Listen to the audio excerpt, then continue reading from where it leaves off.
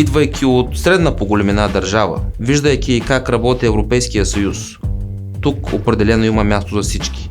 И за големите, и за средните, и за малките. Означава, че Европейския съюз е най-добрата платформа за всички нас.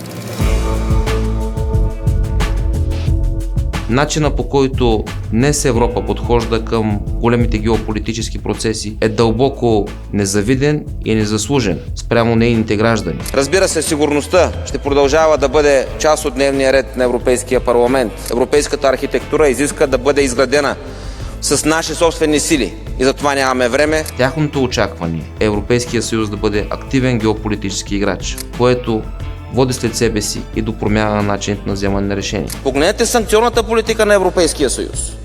Колко пъти ние се проваляме в идеята си да имаме еднопосочно послание. Друг е въпросът, че от нас зависи само колко активни сме в този процес на предлагане на решения, на търсене на компромиси и на съучастие в решенията на другите. Така че приветствам идеите за по-ефективен съюз, за един съюз, който работи по-бързо, за един съюз, който е по-силен и за един съюз, който е отговорен пред собствените си граждани.